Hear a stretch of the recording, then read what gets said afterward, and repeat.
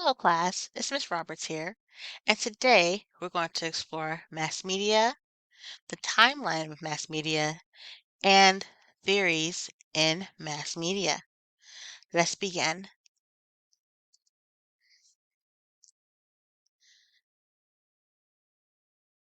Okay, so let me go ahead and adjust myself right here. So first, let's define what mass media is. You might have heard it before in relation to television or newspapers, but let's define what it is. Then we're going to talk about the features and guidelines when interacting with mass media. So, in essence, mass media consists of media that addresses large audiences. This wouldn't count email or texting because, of course, that's more of a one-on-one or small group interaction. So, when you're thinking about mass media, here are some examples: books, film, radio, newspapers, advertising, magazines, and additional computer technologies. Some of you might want to enter into mass media fields. So in other courses, you may encounter the theories I'm going to discuss tonight. But when you think of mass media, also think about how you as a consumer engage with mass media as well. Our our forms of entertainment have shifted from watching television to online and social media, and that has changed the way that some of the information via film or TV has been distributed. Think of the transition from Blockbuster to streaming services. Because consumer tastes have changed, so has the way that mass media companies disseminate information to the audiences. So, what mass media looks like for me in my 20s does not look the same as it does for you guys today. Mass media contains source of information and entertainment. Think about this. Where do you get your news from? If we were talking about this 20 years ago, or maybe 25 years ago, we might have said CNN or a news channel. And it might be true today. However, in today's times, you might get the news from our news feeds on our phones, social media, YouTube, and who knows what mass media outlets will give us our news in the future. And like I said before, entertainment has changed because of the advancements of digital media. Another key point of mass media is that they can share information and influence ideas about people, events, issues, and cultural life. Sometimes mass media can do this for the good when we are exposed to different cultures and we can be introduced to new ideas that we might not have otherwise been in our own communities. However, when you think about, and I'll talk about this a little bit later, when you think about the drawbacks of mass media, it's more of a homogenized message or homogenized medium, meaning that some diverse voices or diverse ideas makes it hard to get through these traditional channels. So with the advent of social media, there has been more diverse voices and perspectives that might not have otherwise been heard because of the nature of mass media to be sort of like one voice, which can also have drawbacks with that. So think about mass media and the changes in mass media as we have more splintered voices and more diverse voices and more and different ways the information is getting out. So today, TV still remains America's top choice for national and international news, but that is quickly changing as media outlets cater their tastes to more millennial and Gen Z audiences and beyond because we are the generations that were first exposed to digital life and digital natives, where we're more comfortable with interacting with digital technology and getting information from that technology. Next, we're going to talk about the timeline for mass media, or the timeline in which people have communicated in groups. First, that would be the tribal epic. So this is more early human history, predates the use of actual language, but we had oral histories where we transmit or transmit stories and rituals through our generations through word of mouth, through verbal communication. And verbal communication was the main source of entertainment. However, then we have the literature epic. This is when we're introduced to written language, and written language can record history that's in the past. We didn't need face-to-face information anymore. However, it wasn't available to the masses, and elite classes of society were literate. So when you think about the consequences of that, the stories of the elite or the perspectives of the elite may be recorded. However, other populations would have, the information of other populations would have been lost.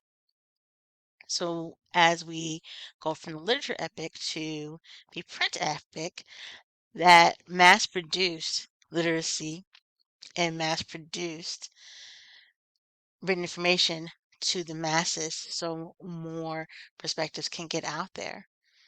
Many books were printed at a moderate cost. This corresponds with the invention of the printing press.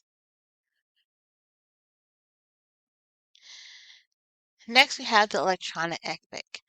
So this is where we have electronic technology and the digital age of technology being able to disseminate information way beyond the printing press. Because, of course, with the printing press, we have ink to paper, mass produced, but with television, it can be reproduced digitally, smaller space, smaller rooms, and electronic epic can mean something, some technology as a telegraph, which is back in the day technology, television, radio, computers.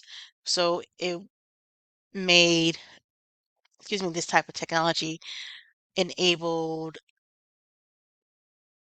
a mass distribution of information, and it also enabled technology to grow and expand. So it built upon what the printing press did, and it allowed for different various types of information and media to get out. So with that being said, there's also a global village. It's the modern day worldwide community that is made possible by electronic communication that instantly links people all over the world. Now, of course, books and written literature can do that as well, but think about the richness of visual medium, such as a video or hearing someone's voice on the radio, computers, TV. Recall looking at a TikTok, or I think it was Instagram or a TikTok, where we were hearing the first video recordings. I believe it was like the late 1800s. So could you imagine? I'm pretty sure the people who recorded that original video could not imagine that someone in 2023 would see them. They probably couldn't imagine what the year 2023 is like. Think about in the year 3000 when our media will be reaching those future generations. You never know what could happen. But when you think about the advancement of computers, not only in preserving the rich history of us, but we're able to have a global audience. So what can be recorded in one side of the world can be heard from another side of the world instantly. And that's through electricity. So I want you to pause and think about this. Why do you use mass media? As we talked about the different times and the timelines of mass media and disseminating messages to mass audiences, we've come a long way from oral traditions and stories. How do you use mass media? Do you watch TV anymore? I remember asking my students about their favorite commercial.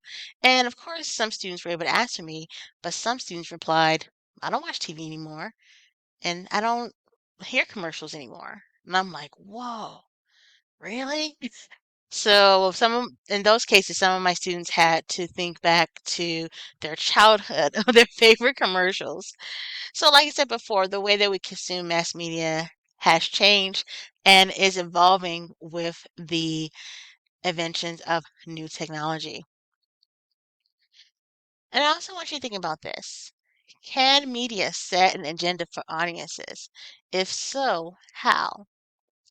Remember what I said earlier that the great parts of mass media is that we can give or send information to many people all over the world. We can preserve history, and those are the great parts. But there are limitations. Some of those limitations being we don't have enough media outlets to share all stories or to give all context. So we have to pick and choose what is shared. And because it's mass media, which can influence ideas, that has consequences. So let's explore that a little bit more. So let me move myself a little bit. Guess I'll move myself here. Okay. So first you have the uses and gratification theory. So now it's the theory section of the chapter. So it's the idea that we use mass media to gratify ourselves and to gratify our needs and desires. If you think about to the theory of Maslow's theory, or excuse me, the Maslow's hierarchy of needs, where we have needs, biological needs, safety needs, self-actualization needs, and all those different types of needs. If you think back to a theory like that, we can figure out where using the gratification go into that. For instance, when we are trying to feel safe, say for instance, it's a storm outside or there's an earthquake, knock on wood, there's an earthquake, then we immediately go to news outlets to figure out what's going on. So we are trying to satisfy that need for safety, or we want to connect with other people. So we might want to connect with people over a movie we just saw. So we might go on social media to see reviews from people who've seen the movie. So we want to connect with entertainment and have camaraderie for the same experience, even though we didn't see it at the same movie at the same time. Or maybe we want to become better people. So we go to a self-help outlet. Maybe someone's into meditation or someone's about being your best self and they have books and videos. So we want to fulfill that particular need by following their media outlets. So there's many needs that we can use that social media can give, excuse me, not social media, excuse me, that mass media can give us. We engage with media for information, pleasure, and to enhance feelings. And if the existing media does not satisfy them, people will create media to satisfy their needs. When I think about that statement, I do think about social media because we have more influence and power over social media than other traditional mass media outlets. When you think about, and of course, we are bound to the rules of the particular social media platform. But outside of that, we can share our ideas. We can find camaraderie by finding someone who shares a video or just has a discussion on social media. So in this case, mass media outlets may not be talking about a certain thing, but or a certain thing, a certain event, because of course, like I said before, there is so much time. There's only so much time and so many time slots that mass media can talk about anything. that the internet and social media and platforms such as YouTube can fill in that gap so people can share their concerns with these outlets. And sometimes, because of this, mass media outlets will pick it up and make it a part of the national conversation. Which brings me to agenda setting. So, the agenda setting theory comes in two parts. Mass media directs us to pay attention to a certain topic through coverage, and then it leads us to ignore or give minimum attention by barely covering them at all. So, when you think about this, think about the amount of hours, and I'll pause this right there. I know there's a bunch of cable networks with a lot of time slots, but when you think about in the whole scheme of things, your cable subscription versus the vastness, excuse me, of the internet, there is a deficit there when we think about how many time slots and how much time can a news outlet devote to a story or different types of stories. Think about the newspaper or magazines. There's only so much physical paper that can be dedicated to a certain topic. So, with that being said, mass media has to pick and choose what it pays attention to at the expense of other topics or other subjects at hand. So, as a result, mass media sets the agenda to what we're talking about. Now, you can also see this on social media as well, things that go viral, even though there's other voices and perspectives out there. When things go viral, sometimes stories get pushed into the forefront in the social media space, and it might not be as important in the mass media space, but that dynamic can happen a little bit in the social media space. But the difference is social media platforms are curated to our needs and it's curated to our likes and dislikes. So what the algorithm does is sorts out the information that we might not be interested in and but it's curated to our needs versus mass media needs. So it wouldn't fall under agenda, excuse me, algorithms don't fall under agenda setting exactly just because it's curated to personal preferences versus mass media needs. So I want to make that very clear. But with agenda setting, it implies that because mass media can pay attention to only so many things that and ignores other things or other news coverage, that it sets the agenda of what do we talk about or what do we pay attention to at the expense of other pressing matters. And then you have the gatekeepers. So it's a person or groups that controls the choice and presentation of topics by the media screening, messages, stories, and perspectives. So, for example, with this gatekeeping, the mass media outlets can control what messages are out there, the perspectives to take, which can be based on dominant culture or values of a particular culture. It can be based on what messages need to be said at the time, and there isn't a lot of room for dissenting messages. There's not a lot of room for multiple perspectives because of the limitations of mass media itself.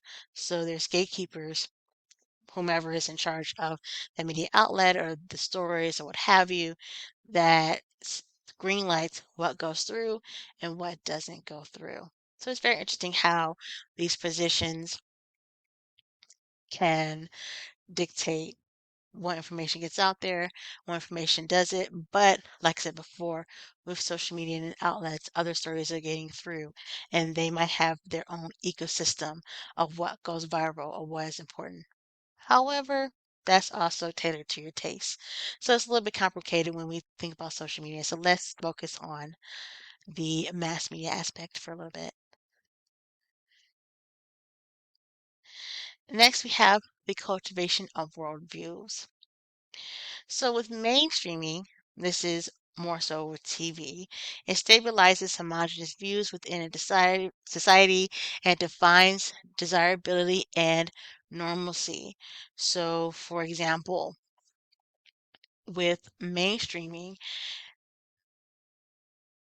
if you think about classic television shows of the day, especially in the era of early TV, there weren't that many diverse voices or perspectives, not much LGBTQ plus representation.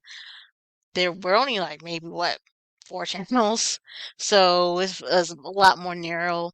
If you think about the traditional family values of sitcoms, if you think about that era, it can be a good example of what TV at the time defined as normal. And other populations, of course, existed at that time.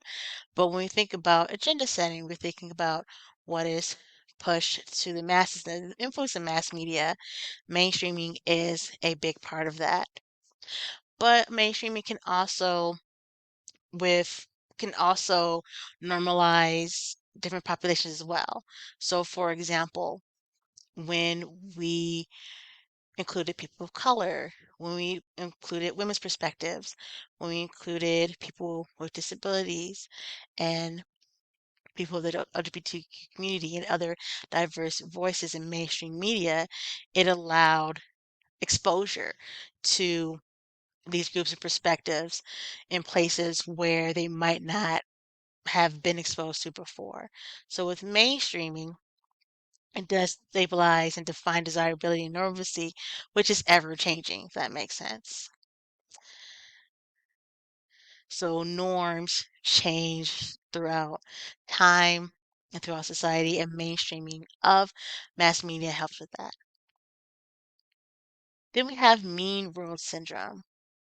Have you ever had to take a break from the news or take a break from social media because it seemed like negative stories were getting pushed to the forefront, or you were exposed to, maybe not exposed to, let me reframe that. Maybe you've seen something in your social media feed or you watch something in the news and you're just like, let me take a break. Well, it can also be a contributor to mean world syndrome. So say if someone keeps watching media that talks about, say, crimes and murder and harm to someone through the news, or those who look at crime TV shows, listen to crime podcasts all the time, or there is a very devastating event on the news and you're constantly watching that content over and over again, it can contribute to mean world syndrome and it can change your worldview that humans are bad or the world is bad, the world is a scary place, versus, yes, there's scary things that happen, but people are fundamentally good. So it changes your perspective because you're exposed to the worst of humanity through media.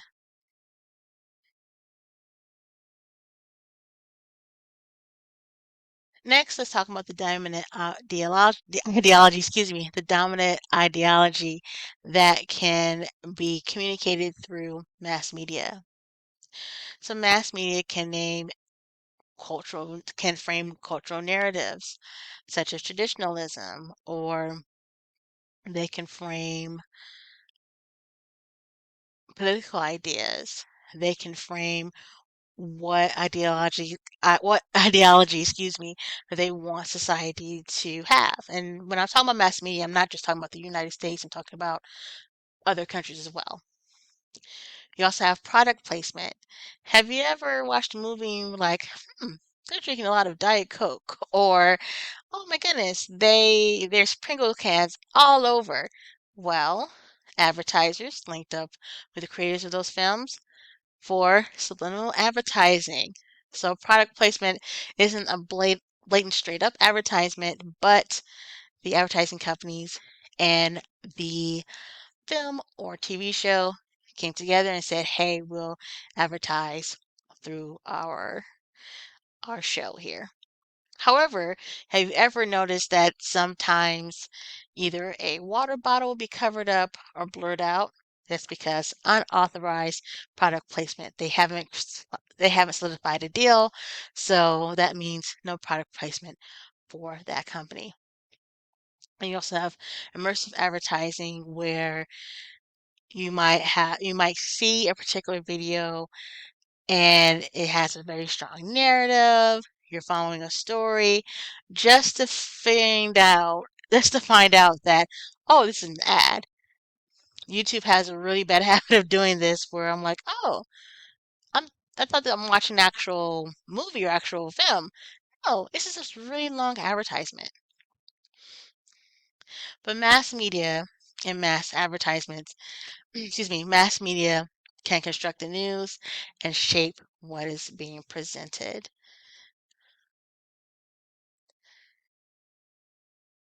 So, like I said before in the beginning of this video, mass media is intertwined with digital media and they're becoming increasingly responsive to one another.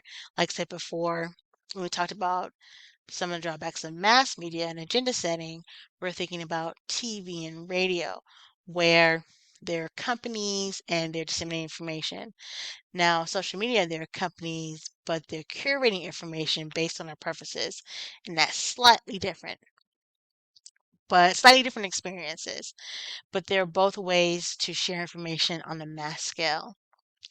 The dominance of digital media is affecting human thought, the ways it relates to each other, and a sense of community. Now, when you think about the history of mass media, digital media is fairly young compared to those. So, for example, social media as we know it today, and I was born in 85, just to give context. So I'm in my late 30s as of this video. So when you think about the early 2000s, mid 2000s, I was in my early 20s, the age of many of you right now. And that's pretty much how old digital media is. So when we were first engaging with it, we didn't really know the effects until in retrospect, and then it just started to be studied. And now, about 20 years or so in, we're seeing the effects and we are more cautious about how we engage with digital media. And although we still have a lot to learn and a lot to unpack because new technologies are unfolding and being created as we're trying to study them, we are making sure, or excuse me, we are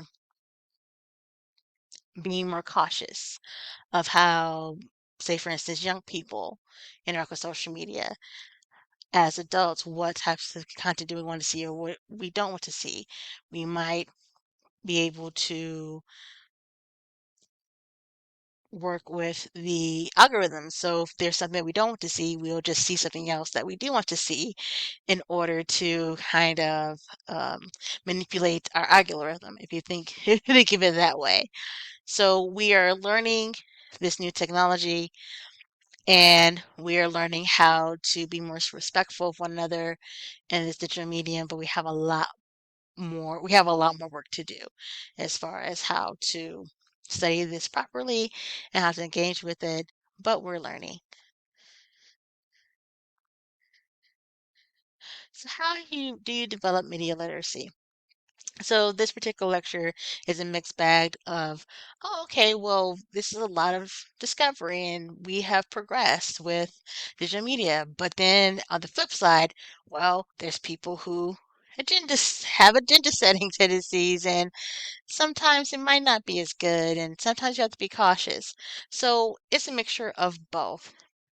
Mass media, digital media's modern miracle of our times and has done a lot of good for society. However, as a consumer of anything, developing media literacy will help you discern and determine what types of media do you want to absorb and what to be skeptical of, and vice versa. So, for example, you want to realistically assess media's influence. You want to, of course, you don't want to give media so much power that it influences how you view people. For example, you don't want to fall prey to stereotypes of others or think that because something that's shown on the media or media outlets is a representation of of a group of experiences.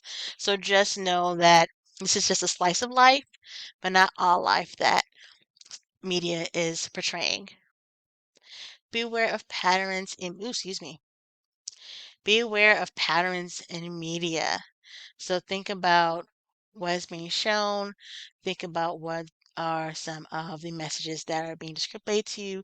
Do you agree with some of the messaging? Why or why not?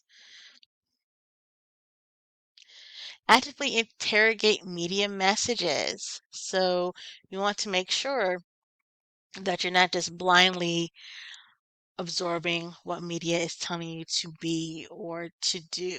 Excuse me. I apologize. But to think about what are the values and the meanings behind the media that you're consuming. Do you agree with it? Do you think it's healthy? And if it's not, how do we pull back or how do we find media that helps enrich your life? Because when we think about gratification theory, we seek information that to help us with those needs, whether it be entertainment, whether it be having sense of safety, sense of community, sense of belonging. So is the media helping you or is it harming? You also want to expose yourself to a range of media sources. So for example, sometimes looking at different outlets, maybe looking at TV and social media, maybe looking at different opinions on social media because of the curated aspect of social media. But just exposing yourself to different types and range of media sources can help you be more well-rounded and more media literate. And then focus on your motivations for engaging in media. Excuse me. Focus on your motivations for engaging in media. So and I will admit, if I'm watching a movie, for example, I'm not going to sit there and be like, what are my motivations for engaging in watching the Spider-Man movie right now? Of course not, because I just want to enjoy my Spider-Man movie. But when you think about your patterns of your patterns of media use, that's something you can interrogate. So say for instance, thinking back to Mean World Syndrome, if you're becoming more scared of your environment and you're trying to evaluate why, you can evaluate, well, what content are you consuming to that contributes you to feel that way. Do you see the difference? So when you think about either overconsumption of something or just something in your media consumption that doesn't feel right to you, it's okay to interrogate and explore that further and to change. Then respond actively. Recognize that the worldviews presented are not complete. You can affect what happens around you and notice that media asks you what media asks you to think about, believe, and do. And then question or challenge the views of reality in media. So if you do these things and interrogate what the media has to say, now of course, enjoy things, right? I don't want you to be suspicious of everything. It's all a balance. When we think about, oh, I want to take a deeper dive into media literacy, these are some of the steps that we can take. So in summary, we talked about the evolution of mass media, the four epochs and or timelines of the development of mass media, theories and guidelines to media literacy. Thank you for joining me, and I look forward to hearing from you soon. Thank you so much, and good night. Oh, wait, hold on. Sorry. Let me say that again with the bigger screen. Thank you so much for joining me tonight, and I will talk to you soon. Bye.